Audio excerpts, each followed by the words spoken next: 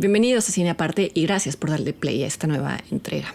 Este 4 de agosto llega a salas el documental Temporada de Campo, que es la ópera prima de la directora Isabel Baca. Esta película obtuvo el premio al mejor documental, el premio del público al mejor documental en la pasada edición del Festival de Morelia. Es muy breve, dura apenas una hora, unos cuantos minutos, y parecería que no habla de mucho más que de las actividades de un niño de 10 años llamado Brian, que es descendiente de una familia de ganaderos en una hacienda de Jalisco. Y como de alguna manera ya lo anticipa el título, Temporada de Campo narra cómo Brian aprovecha el periodo de vacaciones escolares para dedicarse de tiempo completo a las actividades propias de los vaqueros. Criar ganado, marcarlo, aprender a lazarlo y prepararlo para eventualmente obtener el beneficio que se espera de él, dependiendo del animal.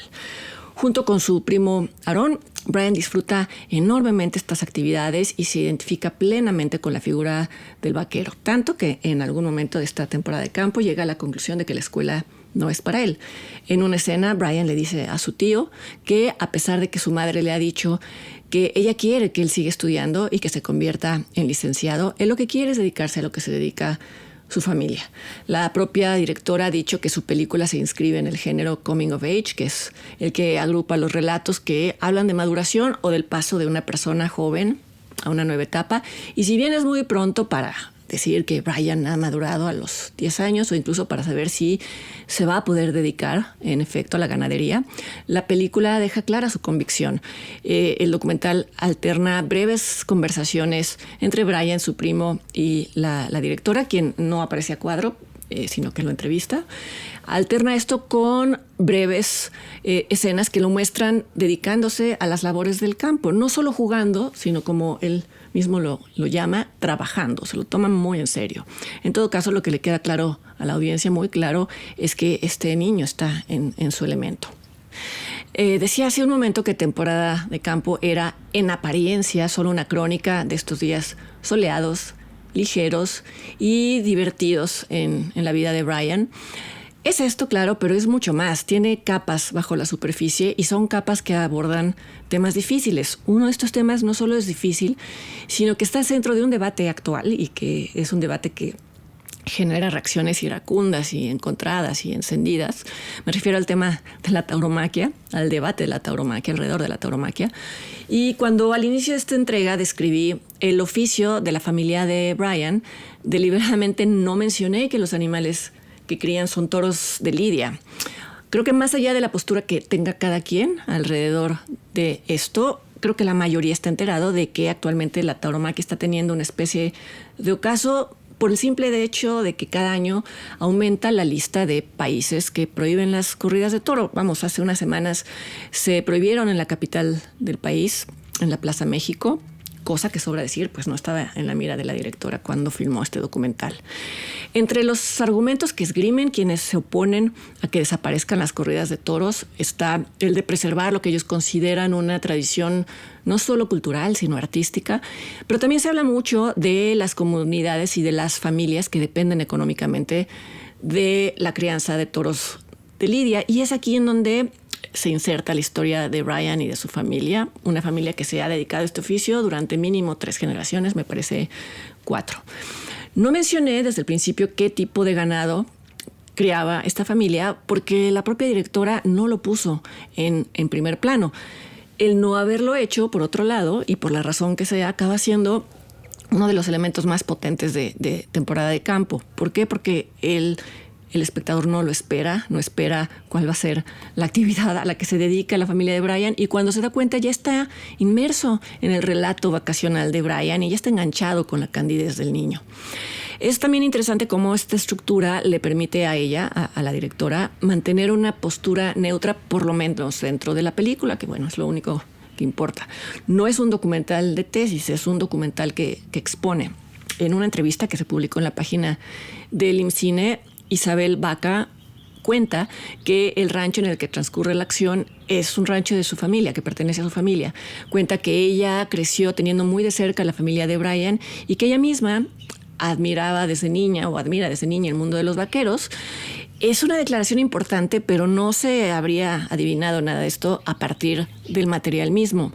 Si está de un lado o del otro del debate, no es algo que se haga presente. Si acaso creo que fue muy cuidadosa y lo logró, muy cuidadosa de no imponer un argumento en ese sentido, un argumento dentro de su película. Vamos, no explora ni siquiera la opinión de los ganaderos adultos sobre lo que está sucediendo con las corridas de toros y lo que podría significar para ellos esta perspectiva. Ella ha dicho que eligió contar la historia a través de los ojos de Brian porque le era más fácil acercarse a los niños que a los adultos, sobre todo a los hombres, que en esa comunidad quizá eran muy cerrados. Pero creo que lo realmente relevante de esta decisión, de esta elección de narrador, es que la mirada totalmente limpia de Brian obliga al espectador a ver todo desde otro lugar. Y esto resulta profundamente incómodo y lo digo como un logro de la película. Mi postura ante la tauromaquia no tendría que importar en mi comentario de la película, pero pongo sobre la mesa mi postura simplemente como ejemplo de los retos que impone Temporada de Campo. Yo me opongo rotundamente a la tauromaquia, pero me parecería insensato juzgar moralmente a Brian. Desde las primeras secuencias, el documental muestra al niño teniendo un trato cariñoso hacia los animales que lo rodean, tanto su perrita Raya, un becerrito, a quien él mismo alimenta con un biberón, ya que la madre del becerro lo rechazó cuando lo marcaron con la arracada, etc. Es decir, no es un niño insensible ante otras especies. El documental tampoco invita al espectador a compadecerlo por ser heredero de un oficio que quizá no tiene mucho futuro. Y no sucede esto porque Brian no se percibe a sí mismo como víctima de una economía precaria, ni como alguien condenado a trabajar en el campo. Como ya mencioné, él va a la escuela, incluso su madre querría que él continuara estudiando y eligiera una profesión. Lo que quiero decir es que para un niño como Brian es perfectamente compatible querer y cuidar a los animales con, como se ve en una secuencia, con preparar a un toro para lo que va a ser su primera corrida en la que posiblemente muera, no se sabe, pero posiblemente esto suceda. Unos dirían que no hay contradicción porque este es el destino de un toro de lidia, otros no estaríamos tan convencidos de este argumento, pero eso no importa. En todo caso, lo que queda claro es que Brian está muy lejos de conceptualizar y de racionalizar todo esto. He comentado este documental con un par de colegas que no le dieron relevancia al tema taurino. Es así de tangencial que está expuesto. Así que ni siquiera podría asegurar que Isabel Baca querría que su película participara de esta conversación, pero tampoco la ignora para nada, tampoco continúa como si no existiera. Y esto queda más que claro en una escena, en una secuencia en la que Brian dice que ha visto videos de youtubers que afirman que los toros de lidia, que a los toros de lidia se les liman los cuernos o se les pone vaselina en las corridas de toros, etcétera. Evidentemente son videos en contra de la tauromaquia. Y Brian responde a la cámara un poco a la defensiva. Lo que quiero decir es que posiblemente esta es una pregunta que le planteó la directora, y responde que esto no es verdad, que si les limaran los cuernos tanto como dicen estos youtubers, el toro se desangraría, y es una respuesta que una vez más deja ver que a él no le preocupa más que realizar bien su oficio. No necesariamente comprende la médula de los reproches en los videos que ve.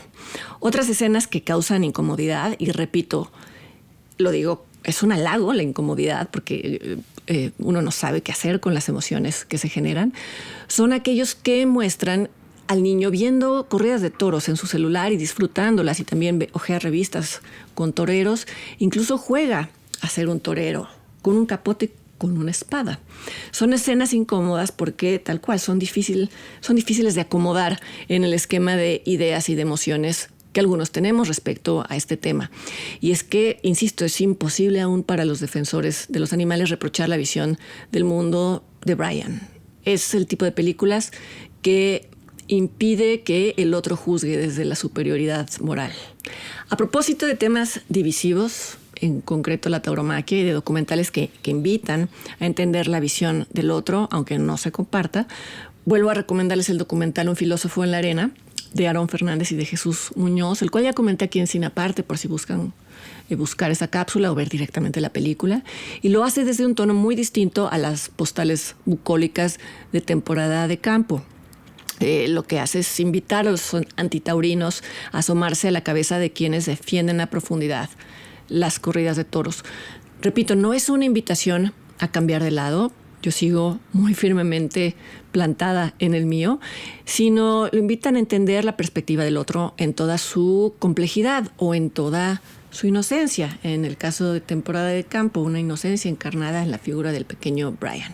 Este documental ya está en salas, pueden buscar la cartelera en internet y yo los invito para que me acompañen la siguiente semana aquí a otra entrega de Cine Aparte. Hasta entonces.